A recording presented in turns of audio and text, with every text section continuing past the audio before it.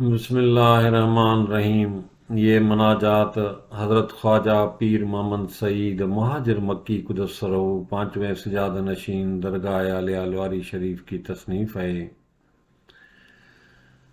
اس مناجات میں ٹوٹل 11 بند ہیں اور ہر بند کے اندر 8 اشعار ہیں، اور ان میں سے پچھلے 2 اشعار حضرت صدیق اکبر رضی اللہ تعالیٰ عنہ کی عربی مناجات سے لیے گئے ہیں۔ پیر کامل حضرت خواجہ محمد حسن مہاجر مدنی قدس سرہ بشارت دیتے ہوئے فرماتے ہیں کہ اس مناجات کو پڑھنے اور سننے والے کے لیے حق تعالیٰ کی رحمت کا نزول یقینی ہے، اور اس مناجات میں تاثیر قبولیت رچی بسی ہے۔ تو آج ہم اس مناجات کو پڑھنے کی سعادت حاصل کرتے ہیں۔ آپ فرماتے ہیں کہ صبا مشرق سے چلنے والی خوشگوار ہوا، محبت سے اٹھ مجھ حیران و ذلیل کے ہاں سے، اور تیزی سے حریم کعبہ رب جلیل میں جا، اور کسی کال و کیل کے بغیر 7 بار طواف بجالا، نیز ایک نفل طواف بے بدل عجز و شوق سے پورا کر۔ بس عرض کر کے تیرے رسول جمیل کا یہ عاشق جمیل عرض کرتا ہے، اور اس شفیع بے عدیل کی پناہ چاہتا ہے۔ اپنے لطف سے یا الہی اس پر کرم فرما، جس کے پاس قلیل زاد راہ ہے، یہ مفلس صدق کے ساتھ جلیل تیرے در پر آیا ہے۔ پھر مسجد نبوی طیبہ اور حرم میں جا، قیامت کے روز شفاعت کرنے والی ذات کے آگے بادب پیش ہو، دست بستہ کہہ کے کرم والے بادشاہ میری فریاد رسی کریں، میں گناہ گار جرم سے بھرا سی تباہ کار اور مجرم ہوں، میں برائیوں سے بھرا مجرم ہوں، تو رؤوف و رحیم ہے۔ حق پاک کی بارگاہ میں میرا ذلیل حال بیان کر، اس کے گناہ عظیم ہیں، پس ان عظیم گناہوں کو بخش دے۔ تحقیق یہ غریب گناہ گار شخص اور ذلیل بندہ ہے۔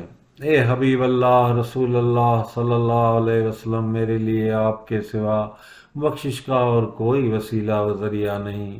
حق کی بارگاہ میں سوائے آپ کے شہ اسرا و سہو لطف فرمائے، تاکہ نفس کے شر اور لہو لب سے چھٹکارا پاؤں، آپ کے روضہ مقدسہ میں محو عشق ہو کر آؤں، اپنے جرائم کے سبب چوکھٹ چوموں اور روؤں، تاکہ آپ خدا سے میرے گناہوں کے بارے میں شفاعت فرمائیں۔ اس بندے کی طرف سے گناہ و بھول اور خطا اندر خطا ہے، کثیر عطاؤں کے علاوہ تیری طرف سے احسان اور فضل ہے۔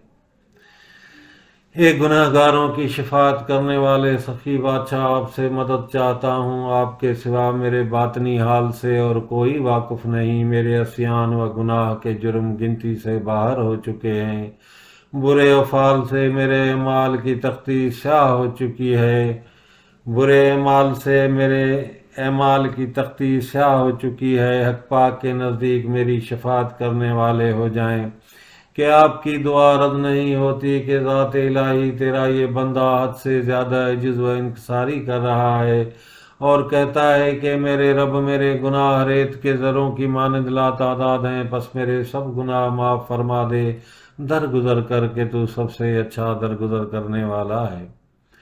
آپ جہانوں کے لیے رحمت اور خلق عظیم کے صاحب ہیں۔ یہ خطا کار و گناہ گار آپ کے حرم پاک میں کس طرح پہنچے؟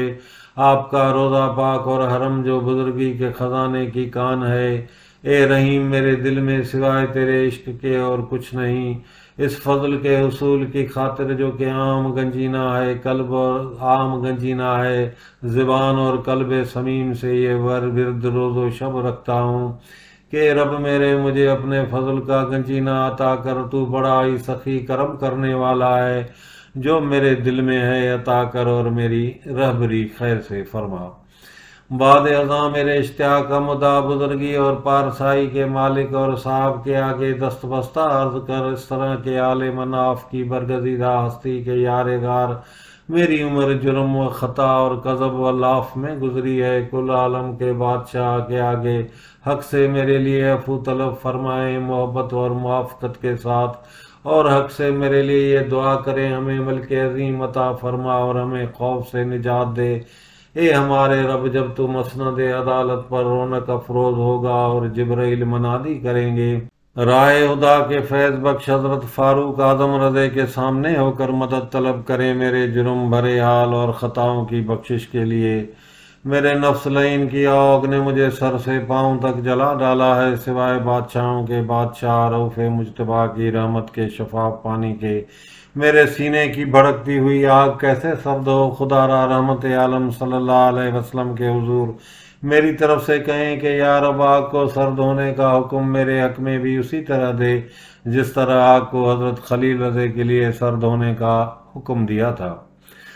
سفر دور ہوتا جاتا ہے، میں کاہل و تنہا اور بغیر زاد راہ ہوں، اپنے اور سب دوست چھوڑ کر کوسوں دور ہو گئے۔ خاتون زہرا رضی اللہ تعالیٰ عنہا کا دامن پکڑ اور بغیر کسی توقف کے کہیں کہ آپ کی ذات ہی لم یزل کی درگاہ پاک میں مقبول ہے۔ بخشش کی خاطر حضور حق میں تجھ سے کہتا ہوں کہ میں نادم و پشیمان ہوں۔ یا رب، گناہوں میں میرا ہم سر اور ہم مثل اور کوئی نہیں۔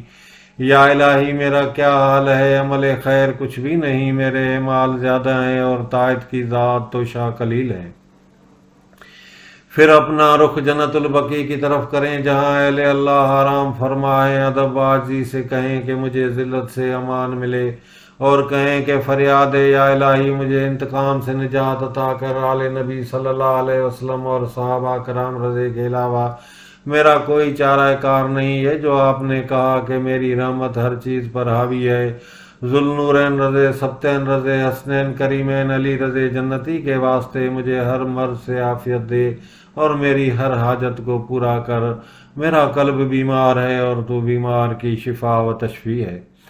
پھر شہ نور صدور کی درگاہ کا وسیلہ ڈھونڈ، سید الشہداء امیر حمزہ رضی کے وسیلے سے کہہ کہ رب شکور، بس قیامت کے دن کے رنج اور گرمی سے اور قبر کے غم سے ہراساں ہوں۔ ہوا و حرص، لہو و لعب، شیخی و فریب میں عمر گزار دی۔